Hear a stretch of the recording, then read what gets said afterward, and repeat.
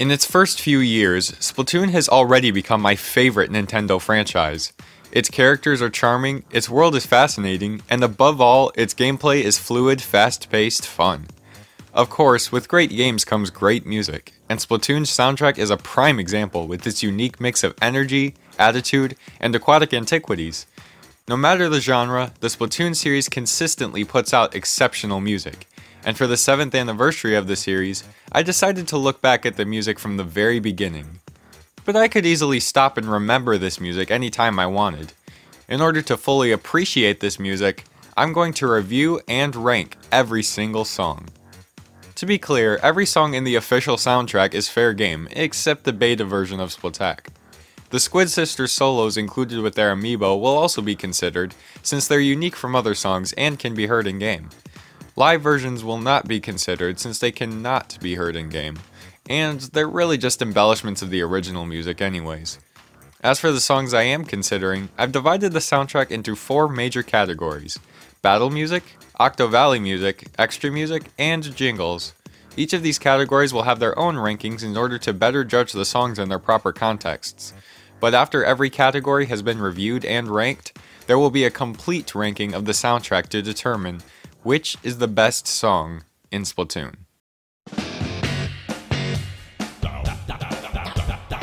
Battle music plays during every multiplayer match, both in turf wars and ranked battles alike.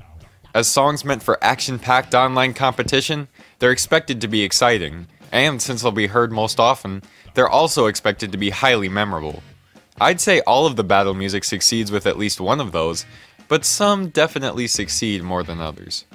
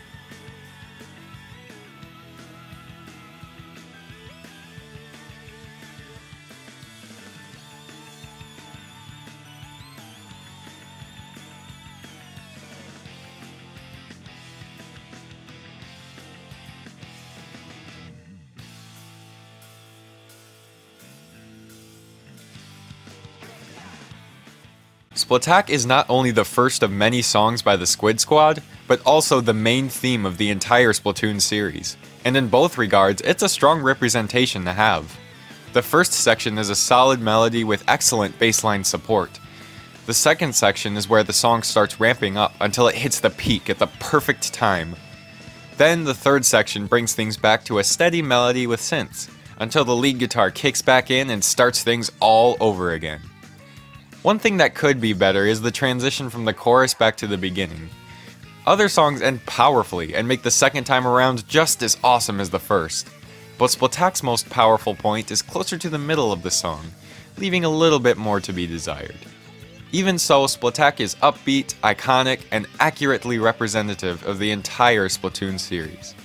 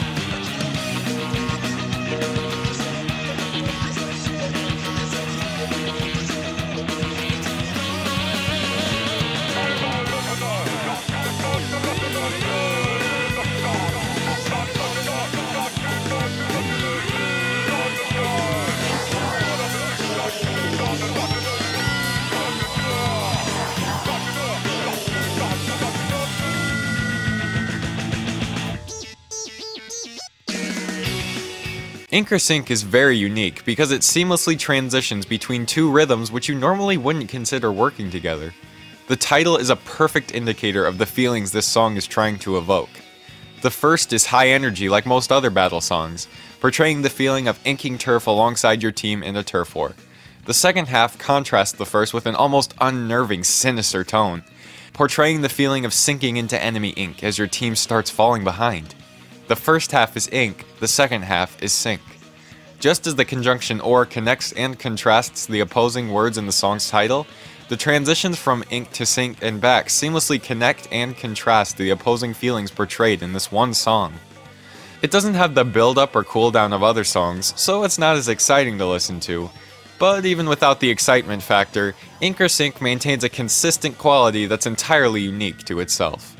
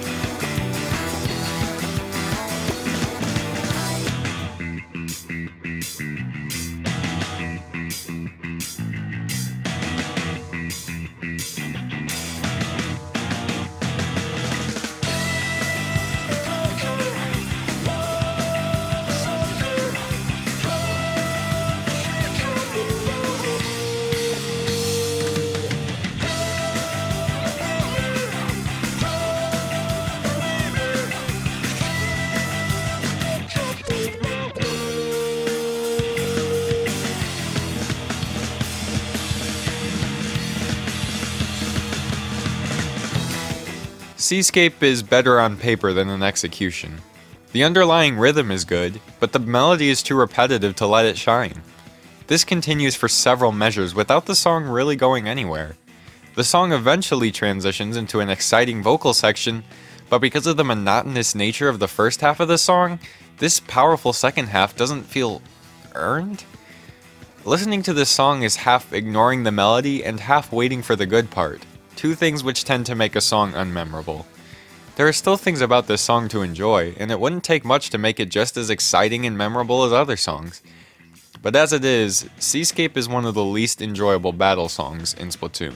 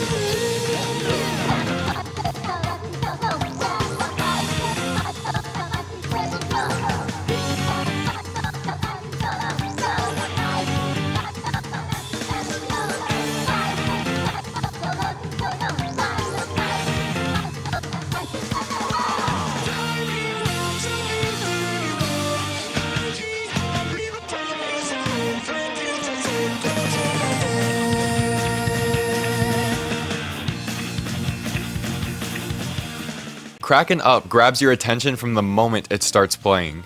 The bass guitars establish a strong rhythm reminiscent of a horse charging into battle, and the vocal melody complements the instrumentation beautifully.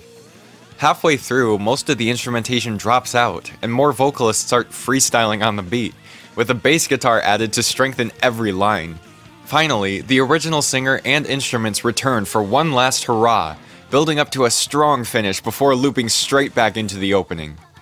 After listening to the song a few times, the lack of resolution for the bass guitar does feel weird, but hearing the opening vocals that got you hooked in the beginning will keep you hooked for the second time through. Crackin' Up may not be a perfect song, but there's very little that it gets wrong.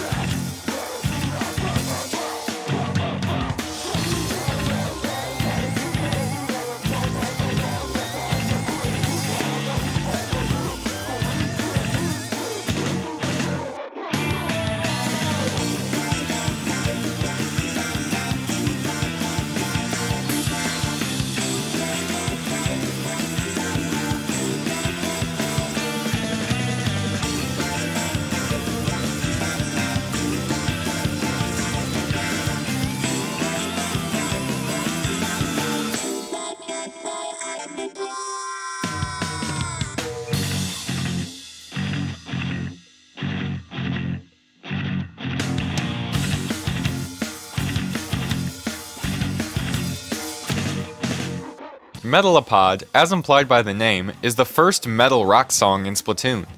On the surface, it seems to be as repetitive as Seascape, but the vocals don't go with the melody. Instead, the vocalist just does his own thing, and it sounds awesome. He sounds more and more aggressive, until finally sounding off with what sounds more or less like a battle cry. Then the instrumentation and background vocalists take over, as if to represent the opposing team trying their best to take you down, but the end of the song culminates in their defeat. This song combines the angry sound of metal with the competitive nature of Splatoon, creating a song that says, "Get out of my way, or suffer the consequences."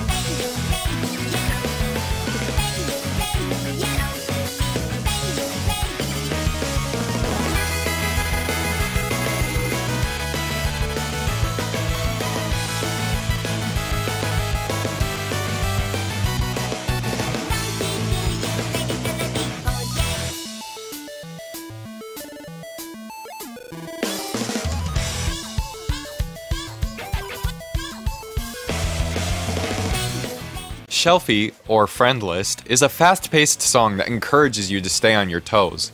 In a sense, this feels like the song of the mid-fight, highlighting the quick thinking and even quicker movement necessary to be good at Splatoon. While this fight starts off fairly even, it suddenly starts shifting in the opponent's favor, but you stick with it, push back the offense, and turn the game around in your favor. The song doesn't end triumphantly though, because the game is far from over. You have some time to recuperate, but soon the other team will come right back to try again. Chirpy Chip's combination of chiptune and guitars comes through in full force here, giving the song a fun, upbeat tone reminiscent of classic Nintendo. Unfortunately, having chiptune in the place of guitar on the melody comes with some downsides, namely that the song doesn't have quite the same punch as most of Squid Squad's music. Still, Shelfie is an energetic, upbeat song that hardly ever slows down.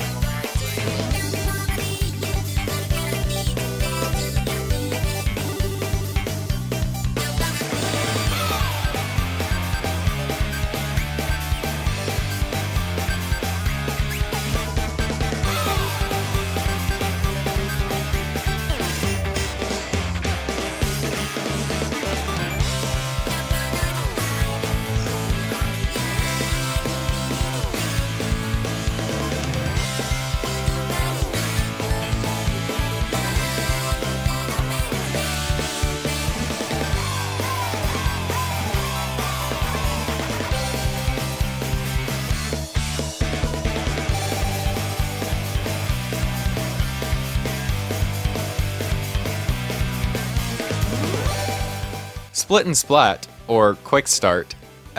Wait, why is this called Quick Start, but Shelfie is called Friend List? The names must be backwards, because Shelfie is a quick song, and Split and Splat is a friendly song.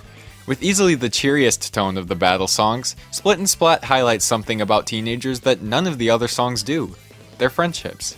It gives the impression of a tight-knit group of Inklings spending a bright summer day together, taking pictures, sharing ice cream, and just enjoying each other's company.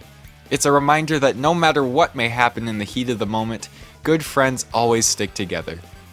Split and Splat may not be heart-pumping or inspiring like most of the others, but it has its own special charm that can't be ignored.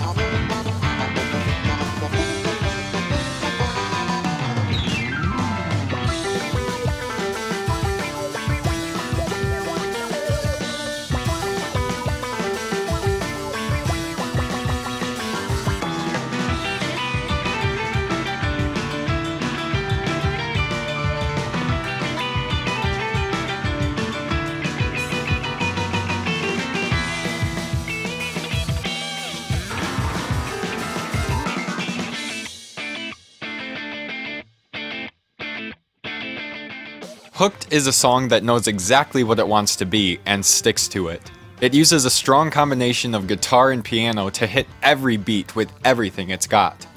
Its name is a clear indication of what the song is trying to convey. The song opens right as you notice some cowardly inkling trying to run away. The fool! He thinks he can get away from you? Ridiculous. Immediately, you start to chase him. He weaves back and forth to try to shake you off his tail, but you remain vigilant, chasing him all the way into a corner.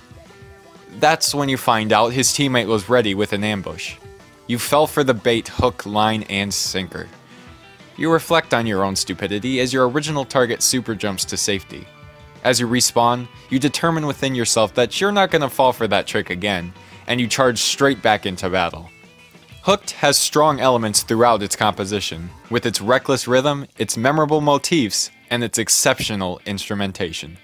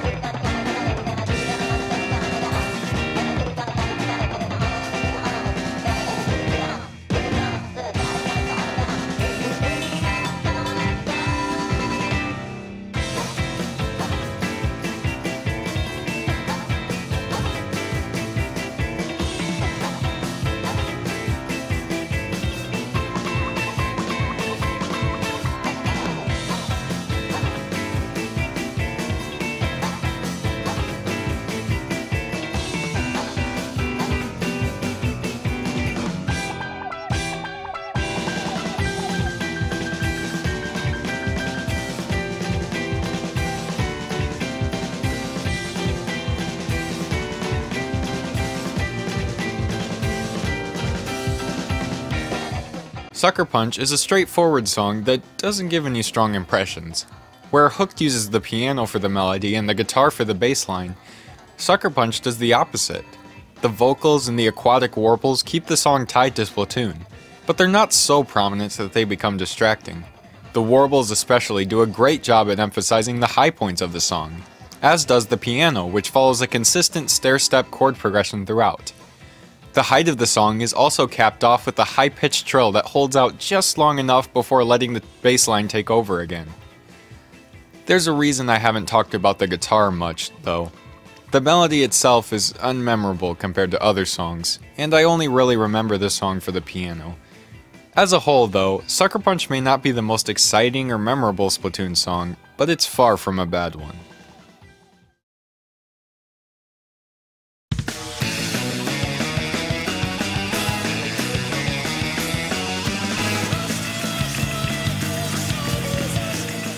Now or Never plays during the last minute of every turf war to emphasize how important this last minute is. The beginning of this song ramps up the energy immediately. If you're winning, don't get too comfortable yet. And if you're losing, now's the time to pick up the pace. Squid Squad's style is especially strong here. Their guitars and drums are firing on all cylinders, and the vocalist is putting all of his effort into every note. The rhythm of the vocals and instrumentation don't line up perfectly throughout the song, but every time that Now or Never hits, the band comes together beautifully. They're giving it everything they've got, and if you want to secure the victory, you'll have to do the same. The teams get together for one final push, fighting with all they've got until the very last seconds. Ink flies back and forth, turf being covered all around, Inklings being splatted one by one, until...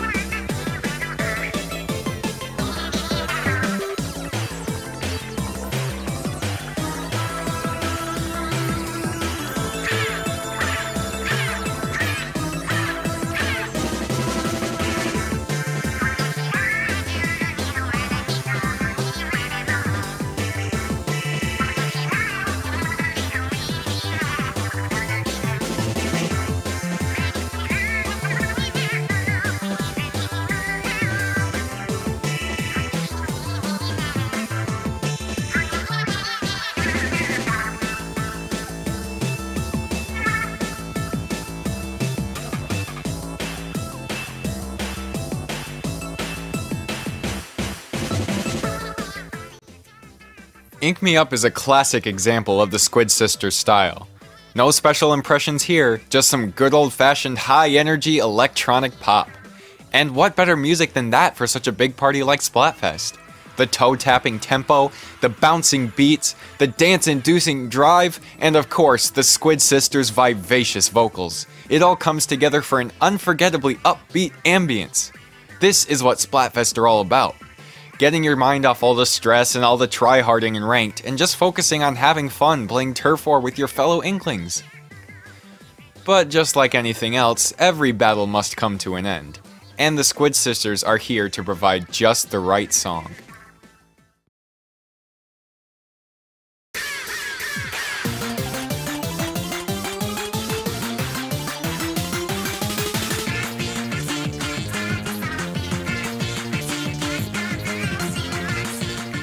During Splatfests, the Squid Sisters sing their own variant of Now or Never, and it is beautiful. The instrumentation coincides perfectly with Ink Me Up. And of course, the Squid Sisters' vocals are always a treat, especially during the bridge.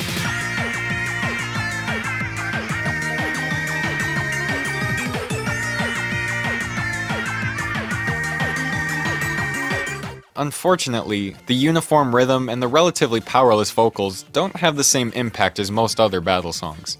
However, this version of Now or Never highlights the joy of the Splatfest, making it a pleasure to listen to all the same. Now that we've looked at all the battle music individually, there's only one more battle left. Which one of these will claim the title of the best battle song? This category got harder to rank as it went on. Even though I knew my first and last place from the start, everything in between, especially towards the top ranks, was so difficult to decide. I can see any of these songs being your personal favorite. But here's my ranking for the 12 battle songs. In 12th place is Seascape. Comparing its first half to its second, it just feels unfinished. In 11th place is Shelfie. It has a similar problem as Seascape with its repetitive nature, but it's a little more upbeat and doesn't try to pretend it's more exciting than it is. In 10th place is Sucker Punch. It's just underwhelming compared to the top half of this list. However, I put it above Shelfie since it has a smoother build-up and in general is less repetitive. In 9th place is Split and Splat. Like I said before, Split and Splat isn't high energy and most would likely consider it unmemorable, but its friendly tone is enough for me to enjoy listening to it over the past 3. In 8th place is the Squid Sisters Now or Never. It lacks the excitement of Squid Squad's version, and even in a vacuum, it's mostly held up by the vocals. But still, it's fun to listen to. In 7th place is Metalopod. It does feel a bit repetitive if you focus on the lead guitar, but the vocalist does a lot to give the song a feeling of build-up and make the second half feel far less jarring than in Seascape. In 6th place is Ink Me Up. The Squid Sisters style shines through in full force, and you can't help but bounce along to the beat. In 5th place is Ink or Sink. With 2 different sections, this song had the potential to be heavily lopsided, but instead, both sections come through equally strong. In 4th place is Hooked.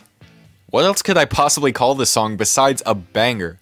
The piano and guitar are so powerful throughout, and they make for an unforgettable composition.